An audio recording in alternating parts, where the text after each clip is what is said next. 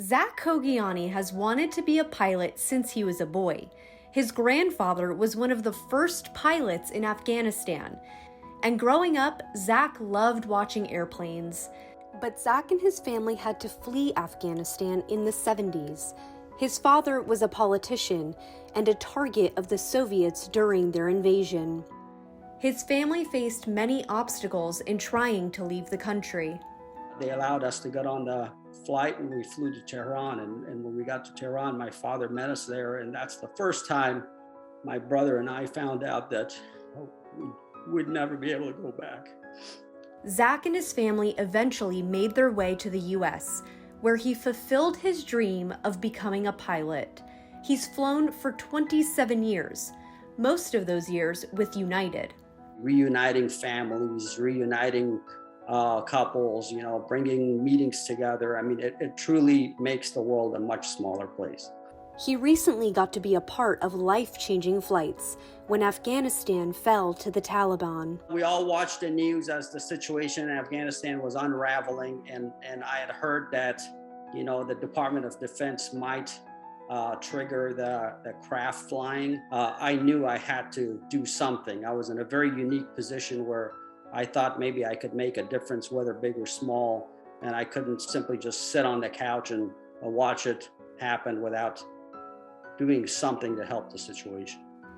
Zak made 3 round-trip flights.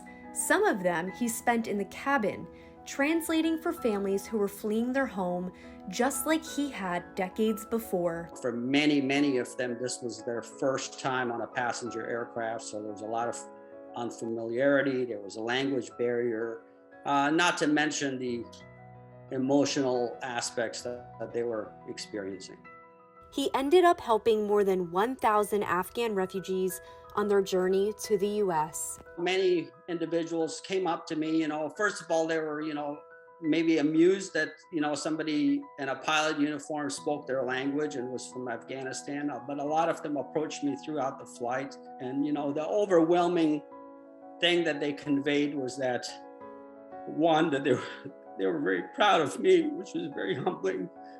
And also that, I gave them a lot of hope to see that, somebody had left under similar circumstances and had, overcome whatever obstacles was along the way and that, succeeded in life. Zak said he was glad he could give comfort to others who had nothing but the clothing on their backs. It became very evident that they needed everything. But 8,000 volunteers, came together within the airline. By the second flight, we had pacifiers on board, baby bottles, formula, diapers. By the third flight, we had nurses on board. We had paramedics on board to meet all their needs. Not only that, but the individual crew members, they brought bags of candy with them, toys with them, to walk to the aft galley to just check to see how things are going and to see 5 little girls sitting on the galley floor and flight attendants braiding their hair, is a moment I will never forget.